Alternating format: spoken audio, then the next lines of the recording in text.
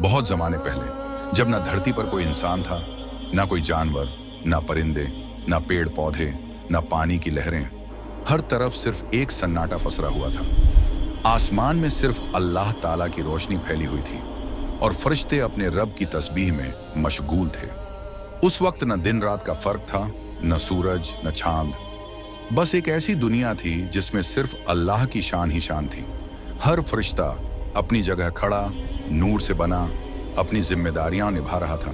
कहीं कोई कदमों की आहट नहीं, कोई हलचल नहीं, बस फरिश्तों की तस्बीह की हल्की हल्की आवाजें आसमान में गूंज रही थीं। एक दिन अल्लाह रब्बुल आलमीन ने अपने अर्श ए आजीम के पास मौजूद फरिश्तों को आदेश दिया, मेरे सभी फरिश्ते इकट्ठे हो जाओ, मैं तुमसे एक अहम बात बताना चाहता हूँ। अल्लाह की आवाज ऐसी थी कि पूरा आलम नूर से भर गया। सारे फरिश्ते हैरान भी हुए और खुश भी, क्योंकि आज रब की तरफ से कोई बड़ा ऐलान होने वाला था। थोड़ी ही देर में आसमान के एक हिस्से में बेइंतहा नूरानी सफ़ें बन गईं। हर फरिश्ता आदब से खड़ा, सर झुका हुआ, हाथ बांधे हुए।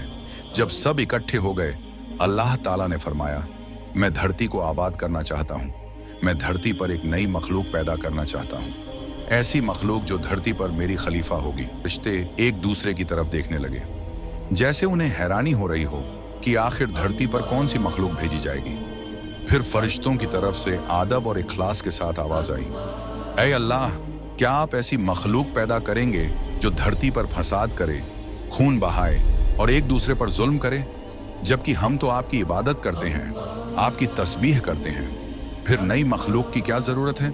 अल्लाह ताला ने फरमाया, मैं वो जानता हूं जो तुम नहीं जानते। धरती पर ऐसे लोग भी आएंगे जो ईमानदार, नेक और इबादतगार होंगे। कुछ लोग गलतियां भी करेंगे, लेकिन तौबा भी करेंगे। मैंने तुम्हें अपनी हिकमत का सिर्फ एक हिस्सा बताया है। फरिश्तों ने यह जवाब सुनकर फौरन समझ लिया कि उन्हें रब के फैसले पर सवाल नहीं करना चाहिए। सब ने आज्ञा और आजिज़ी से कहा, ऐ अल्लाह, तू पाक है, हमसे गलती हुई, हमें माफ फरमा, तू ही सब कुछ जानने वाला है। अल्लाह ताला ने उनकी माफी स्वीकार कर ली। फिर अल्लाह ताला ने अपने 4 बड़े फरिश्तों को बुलाया, हजरत जिब्राइल, हजरत मिखाइल, हजरत इसराफील और हजरत अजराइल। ये चारों फरिश्ते अलग अलग शान और जिम्मेदारियां रखते थे। आदेश मिलते ही सब फरिश्ते हाजिर हो गए। सबसे पहले अल्लाह ने हजरत जिब्राइल आयस को आदेश दिया, ऐ जिब्राइल, धरती पर जाओ और वहां से एक मुट्ठी मिट्टी ले आओ। इसी मिट्टी से मैं अपना खलीफा पैदा करूंगा। हजरत जिब्राइल आयस धरती पर पहुंचे और मिट्टी उठाने लगे, मगर मिट्टी रोने लगी। घबराते हुए बोली, ऐ जिब्राइल, मुझे कहां ले जा रहे हो? जिब्राइल ऐस ने नरमी से कहा, मैं तुम्हें अल्लाह के पास ले जा रहा हूं। अल्लाह तुमसे एक ऐसी मखलूक पैदा करेगा जो धरती पर उसकी नुमाइंदा होगी। मगर मिट्टी ने जोर से रोकर कहा, ऐ जिब्राइल, मुझे मत ले जाओ, मुझे यहां छोड़ दो, क्योंकि मुझसे जो इंसान पैदा होंगे वे कभी कभी अल्लाह की नाफरमानी करेंगे, और जब उन पर अल्लाह का अजाब आएगा तो मुझे भी यह सहना पड़ेगा। मेरी तरफ से अल्लाह से माफी मांग लेना। मिट्टी की यह दर्द भरी पुकार सुनकर हजरत जिब्राइल ऐस खाली हाथ वापस लौट आए और अल्लाह के दरबार में पूरी सिचुएशन बयान कर दी। फिर अल्लाह ने हजरत मिखाइल को भेजा। वे धरती पर पहुंचे तो मिट्टी ने फिर चिल्लाकर पुकारा और वे भी खाली हाथ वापस लौट आए। उसी तरह हजरत इसराफील भी गए और मिट्टी की फरियाद सुनकर वे भी बिना मिट्टी उठाए वापस आ गए। उसी तरह हजरत इसराफील भी गए और मिट्टी की फरियाद सुनकर वे भी बिना मिट्टी उठाए वापस आ गए। आखिरकार अल्लाह ताला ने हजरत अजराइल आयस को धरती पर भेजा। जब हजरत अजराइल आयस धरती पर पहुंचे, मिट्टी ने उनसे भी रोकर कहा, ऐ अजराइल, मुझे मत ले जाओ, मुझे यहाँ रहने दो। लेकिन हजरत अजराइल ने मजबूत और दर्द भरी आवाज में कहा, ऐ मिट्टी, अजराइल, क्योंकि तुमने मेरा आदेश पूरा किया है, इसलिए मैं तुम्हें एक खास जिम्मेदारी दे रहा हूँ, इंसानों की रूहें कब्ज करने की जिम्मेदारी। यह सुनकर हजरत अजराइल आयस ने अर्श पर अर्ज किया, ऐ अल्लाह, अगर मैं इंसानों की जान लूंगा तो उनके घर वाले मुझे ही इल्जाम देंगे, मुझसे नफरत करेंगे। अल्लाह ताला ने फरमाया, ऐ अजराइल, तुम फिक्र मत करो, हर इंसान की मौत के लिए मैं अलग अलग वजह तय कर दूंगा। कोई बीमारी से मरेगा, कोई हादसे से और कोई बढ़ापे से। लोग तुम्हें कसूरवार नहीं ठहराएंगे। अल्लाह की यह बात सुनकर हजरत अजराइल का दिल मतमईन हो गया। बाद में फरिश्तों ने अल्लाह के आदेश से वह मिट्टी मक्का के पास एक पहाड़ी पर रख दी। बारिश की बूंदें उस मिट्टी पर पड़ती रहीं, धूप उसे सुखाती रही और यूं सालों गुजर गए। फिर अल्लाह की कुदरत से वह मिट्टी धीरे धीरे मानव का आकार लेने लगी और आखिरकार उसी मिट्टी से हजरत आदम का शरीर बनाया गया। अल्लाह ताला ने फरिश्तों को आदेश दिया, इस शरीर को जन्नत में ले जाओ। फरिश्ते आदेश पाते ही हजरत आदम के शरीर को उठाकर जन्नत में ले गए।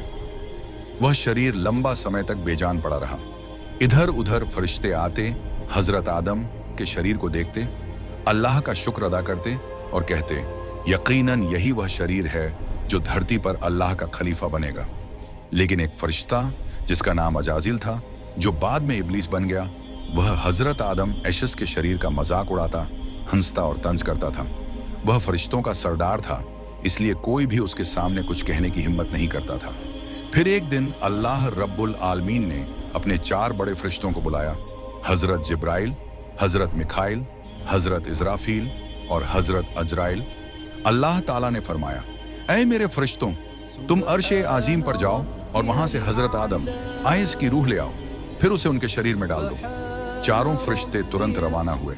हजरत आदम की मुकद्दस रूह को कीमती हीरों और जवाहरात से बनी एक खूबसूरत प्याली में रखा गया और जन्नत में उनके शरीर के पास ले आए। उस वक्त आसमान के सभी फरिश्ते खुशी से झूम उठे। सब इस खास मौके में शामिल थे, लेकिन अजाजील यानी इब्लीस इस फैसले से खुश नहीं था। वह अंदर ही अंदर जल रहा था, ईर्ष्या में। फिर अल्लाह ताला ने आदेश दिया, ऐ आदम, अब तेरी रूह तेरे शरीर में दाखिल हो जाए। जैसे ही रूह शरीर में दाखिल हुई, हजरत आदम के पूरे शरीर में जान आ गई। वे धीरे धीरे उठकर बैठे। उनकी जुबान से पहला कलिमा निकला, अल्हम्दुलिल्लाह, यानी सारी तारीफें अल्लाह के लिए हैं। यह सुनकर अल्लाह रब्बुल आलमीन बहुत खुश हुए। पहली बार जब हजरत आदम ने होश संभाला तो उन्होंने अल्लाह का शुक्र अदा करने के लिए 2 रकत नमाज पढ़ी। जब उनकी नमाज पूरी हुई तो वहां हीरों, जवाहरात, सोना और चांदी से सजा एक खूबसूरत तख्त लाया गया। अल्लाह के आदेश से हजरत आदम उस तख्त पर बैठ गए। फिर अल्लाह ताला ने फरमाया, ऐ मेरे फरिश्तों, हजरत आदम को इज्जत दो और उनके सामने सजदा करो। अल्लाह का आदेश मिलते ही करोड़ों फरिश्ते सजदे में गिर गए। जब फरिश्तों ने सजदे से सर उठाया तो सबने देखा कि एक फरिश्ता खड़ा है और वह अजाजील था। बाकी सब फरिश्ते सजदा कर चुके थे, मगर अजाजील एक तरफ खड़ा, चेहरे पर नफरत और तकब्बुर लिए हजरत आदम को घूर रहा था। फरिश्तों ने फिर से सजदा किया, पहली बार अल्लाह के आदेश पर और दूसरी बार अल्लाह का शुक्र अदा करने के लिए। फिर अल्लाह ताला ने अजाजील की तरफ रुख करके फरमाया, ऐ अजाजील, तुमने मेरा आदेश क्यों नहीं माना? अजाजील ने घमंड भरे लहजे में जवाब दिया, आपने आदम को मिट्टी से पैदा किया और मुझे आग से। आग हमेशा ऊपर उठती है और मिट्टी नीचे गिरती है, तो अगर फर्क देखा जाए तो मुझे अजाजील को मिट्टी वाले आदम को सजदा करना चाहिए, न कि मुझे। ये सुनकर अल्लाह रब्बुल आलमीन बहुत बरहम हुए। अल्लाह ने कहर के साथ फरमाया, ऐ नाफरमान, यहां से निकल जाओ, तुमने मेरा आदेश नहीं माना। जो फरिश्ता कभी सारदार और मुज्जज था, वह कुछ ही लम्हों में इब्लीस और शैतान बन गया और अल्लाह की रहमत से दूर कर दिया गया। जन्नत से निकाले जाने पर शैतान रोकर कहने लगा, ऐ मेहरबान परवरदिगार, मैंने लाखों साल तेरी इबादत की, तेरे बंदों को सिखाया, तेरी खिदमत की। अगरचे मैं सजदे का हकदार हूं, मगर इन सब के बदले तुझसे कुछ मांगना चाहता हूं, मेहरबानी करके कबूल फरमा ले। अल्लाह ने फरमाया, बताओ क्या चाहता है? शैतान ने अर्ज किया, ऐ मालिक कायनात, मुझे कयामत तक की जिंदगी दे दीजिए।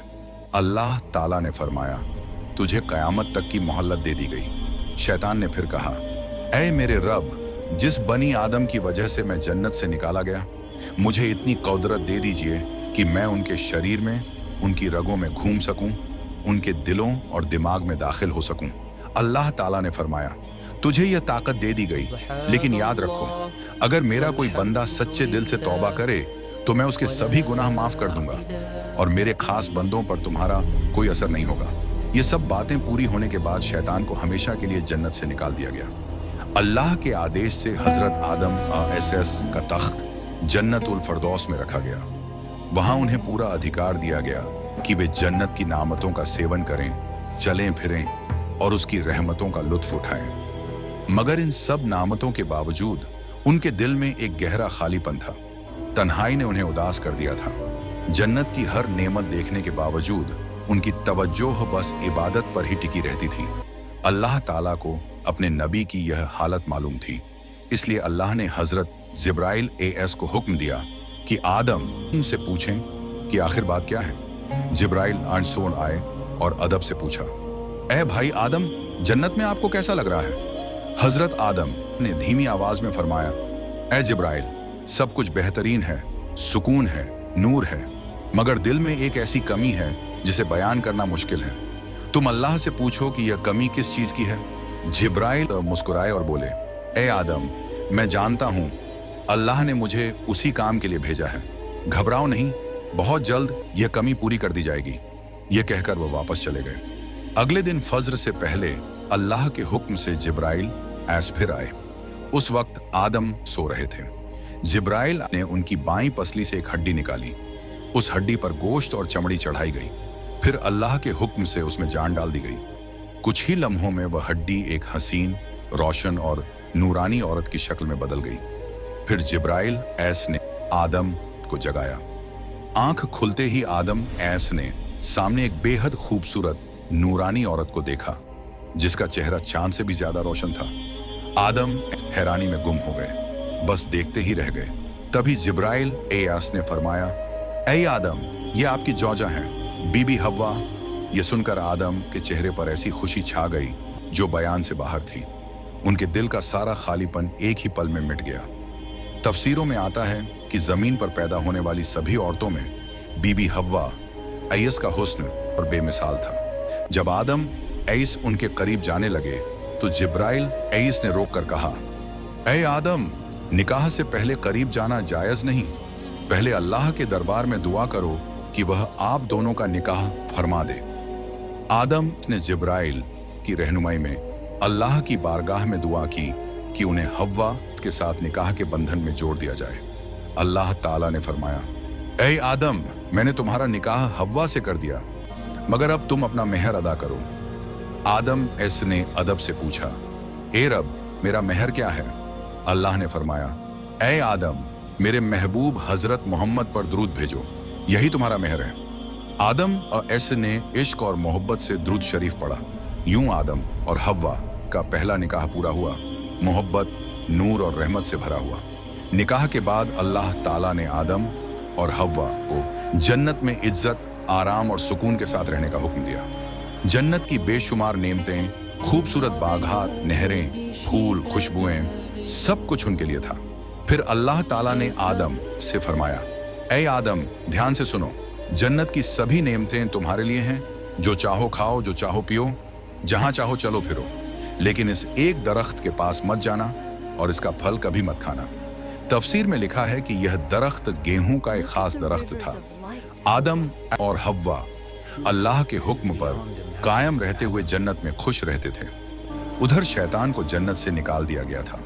वह बाहर बैठा दिन रात बस इसी सोच में था, कैसे आदम और हव्वा को हलाक करूं। उसने अपने पुराने जमाने में सीखी हुई मुश्किल दुआएं, गहरे वजीफे पढ़ने शुरू कर दिए। यहां तक कि उसने लंबे तप, मंत्रों जैसी कठिन इबादतें का सहारा भी लिया। इनकी बरकत से वह जन्नत के दरवाजे के करीब तक पहुंच गया। आगे बढ़ते बढ़ते उसने देखा कि जन्नत की दीवार पर एक मोर बैठा है। मोर ने उसे देखकर पूछा, तुम कौन हो? शैतान ने झूठ बोलते हुए कहा, मैं एक फरिश्ता हूं। मोर ने पूछा, जन्नत में क्यों आना चाहते हो? शैतान बोला, मैं तो बस जन्नत के अंदर जाना चाहता हूं। मोर ने कहा, यहां हजरात आदम तब मौजूद हैं, उसी वजह से किसी और को अंदर आने की इजाजत नहीं है। शैतान ने मक्कारी से कहा, ए भाई मोर, तुम मुझ पर रहम करो, बदले में मैं तुम्हें ऐसी दुआएं सिखाऊंगा कि अगर तुम उन्हें पढ़ो तो न कभी बूढ़े होगे, न मौत आएगी और हमेशा जन्नत की नेमतों में रहोगे। तुम्हें कभी बाहर नहीं निकाला जाएगा। मोर इस धोखे में आ गया, उसका दिल नरम हो गया। फिर शैतान ने उसके अंदर प्रवेश किया और अपनी साजिश की शुरुआत की। उसकी प्रभावशाली आवाज सुनकर मोर और प्रभावित हुआ और उसे जन्नत के दरवाजे तक ले गया। दरवाजे पर एक बड़ा सांप पहरा दे रहा था। मोर ने सारा किस्सा सांप को सुनाया। सांप ने शैतान से पूछा, तुम कौन हो? शैतान ने फिर झूठ बोला, मैं एक फरिश्ता हूं। मैं अर्श ए आजीम के नीचे रहता था। वहां मैंने ऐसी दुआ सीखी है जिसे पढ़ने से हर दुआ कबूल होती है। सांप ने कहा, वह दुआ मुझे भी सिखा दो। शैतान बोला, जरूर सिखाऊंगा, मगर एक शर्त है, तुम मुझे जन्नत के अंदर प्रवेश करा दो। सांप ने कहा, हजरत आदम के रहते हुए मुझे किसी को अंदर जाने की इजाजत नहीं। शैतान ने नई चाल चली, अगर तुम चाहो तो मैं तुम्हारे मुंह के अंदर प्रवेश कर जाऊंगा। इस तरह तुम अल्लाह के हुक्म की खिलाफ वर्ती नहीं करोगे और मैं भी जन्नत में दाखिल हो जाऊंगा। सांप इस धोखे में आ गया। उसने मुंह खोल दिया और शैतान उसके अंदर प्रवेश कर गया। फिर शैतान ने कहा, अब मुझे बीबी हव्वा ऐस के पास ले चलो। सांप ने फर्मा बरदारी से वैसा ही किया। जब वे वहां पहुंचे, शैतान ने सांप के भीतर से रोना और चीखना शुरू कर दिया। उसकी आवाज सुनकर जन्नत की होर और गुलामान वहां जमा हो गए। बीबी हव्वा ऐस भी वहां पहुंची। उन्होंने हैरानी से पूछा, तुम क्यों रो रहे हो? शैतान ने रोते हुए कहा, मैं तुम्हारे और तुम्हारे पति हजरत आदम इसके अंजाम को देखकर रो रहा हूं। बहुत जल्द अल्लाह ताला आपको और आपके पति को धरती पर उतार देंगे। मैंने यह अर्श ए आजीम के नीचे लिखा हुआ देखा है। बीबी हव्वा ने फिक्र भरे स्वर में पूछा, मैं तुम्हारी बात कैसे मानूं कि यह सच है? शैतान ने झूठी कसम खाई, अगर मैं झूठा हूं तो अल्लाह की लानत मुझ पर हो और फरिश्तों की भी। यह कसम सुनकर बीबी हव्वा का दिल माइल हो गया। उन्होंने पूछा, बताओ, धरती पर उतारने से बचने का क्या रास्ता है? शैतान ने चतुराई से कहा, रास्ता तो है, मगर तुम इसे स्वीकार नहीं करोगी। बीबी हव्वा बोली, नहीं, मैं जरूर स्वीकार करूंगी, तुम बस सच बताओ। शैतान ने आखिरी बार किया, वह जो मुंह किया हुआ दरख्त है, अगर तुम इसका फल खा लो तो हमेशा हमेशा के लिए जन्नत में रहोगी, कभी धरती पर नहीं उतारी जाओगी। शैतान की बातों से बीबी हव्वा का दिल माइल हो गया। वह धीरे धीरे उस गेहूं के दरख्त की ओर गईं। उन्होंने फल तोड़ा, आधा हिस्सा खुद खाया और बाकी आधा हजरत आदम ले आई। बीबी हव्वा ने नरमी से कहा, ए आदम, आप भी यह फल खा लीजिए। हजरत आदम ने भी वह फल खा लिया। जैसे ही दोनों ने फल खाया, उनके शरीर से नूरानी लिबास उतर गए और उनके शरीर से उठने वाली खुशबू भी खत्म हो गई। दोनों ने तुरंत अपनी गलती समझ ली और बेहद परेशान हो गए। अल्लाह ताला को उनका यह अमल पसंद नहीं आया। अल्लाह ताला ने फरमाया, आदम और हव्वा शैतान के बहकावे में आकर गलती कर बैठे हैं। फिर अल्लाह ताला ने फरिश्तों को आदेश दिया, जाओ, आदम और हव्वा को जन्नत से धरती पर उतार दो। आदेश मिलते ही हजरत जिब्राइल और अन्य फरिश्ते पहुंचे और हजरत आदम और बीबी हव्वा को जन्नत से निकालकर धरती पर उतार दिया। यूं इंसान की जिंदगी का नया सफर धरती से शुरू हुआ। प्यारे दोस्तों, अगर आप जानना चाहते हैं कि इसके बाद हजरत आदम और माँ हव्वा ने दुनिया में कैसे सफर किया और मोर और सांप को अल्लाह ताला ने क्या सजा दी, तो जरूर कमेंट्स में बताइए।